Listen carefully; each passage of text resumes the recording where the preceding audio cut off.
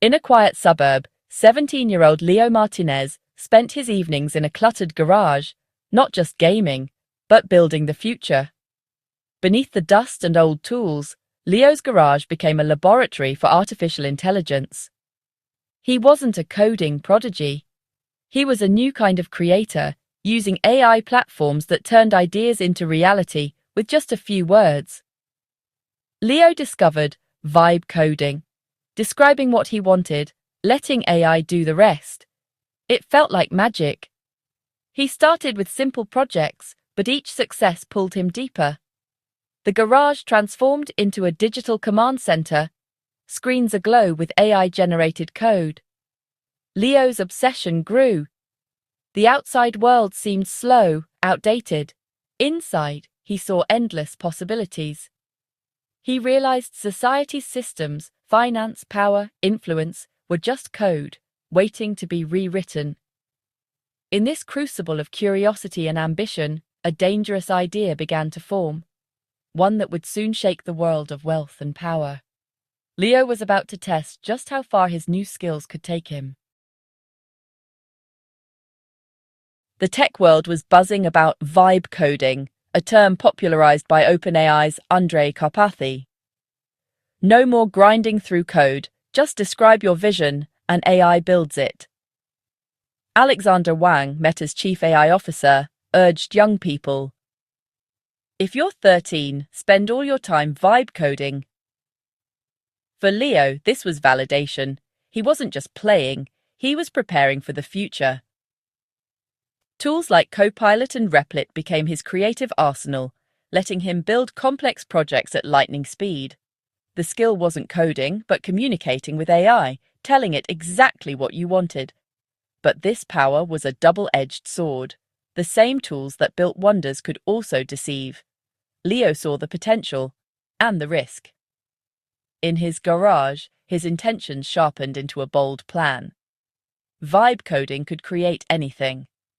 Leo wondered, could it create a company so convincing, even billionaires would believe?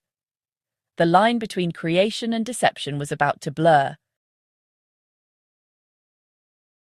Leo's plan, Project Chimera, was born from curiosity and a sense of mischief. He'd watched investors pour fortunes into startups with little more than buzzwords and bravado. Could he fake the next big thing?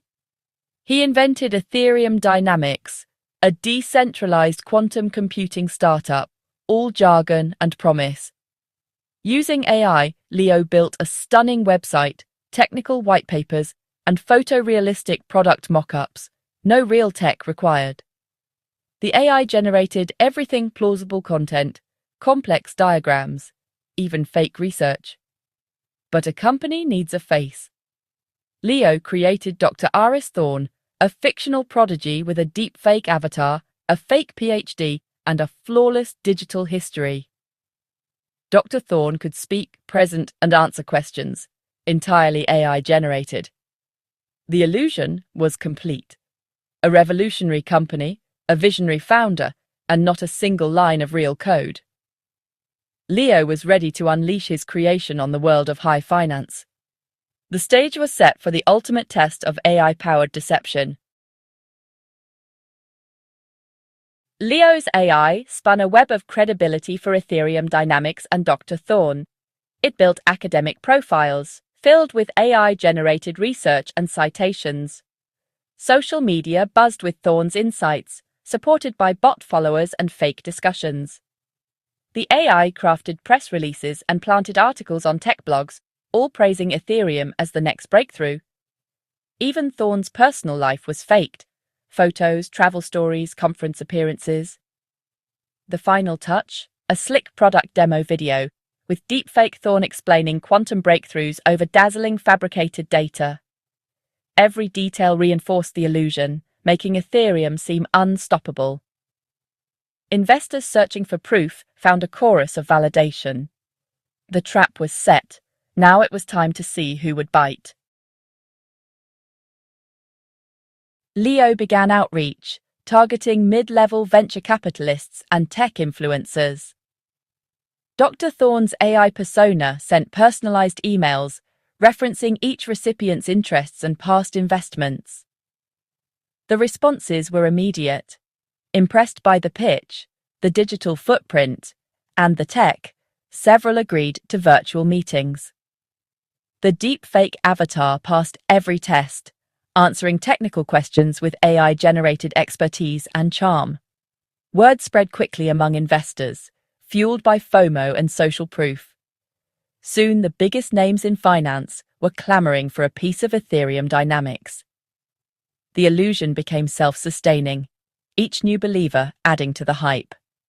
Leo orchestrated the frenzy, using AI to manage communications and tailor pitches. The bait wasn't just the tech, it was the dream of being part of a revolution. The world's wealthiest were hooked, and Leo was in control. The first major investor, a Silicon Valley legend, wired $50 million after a single call with Dr. Thorne. That endorsement triggered a flood of capital hedge funds, industrialists, and tech moguls poured in hundreds of millions. Leo's AI handled the paperwork, generating flawless legal documents and shareholder agreements.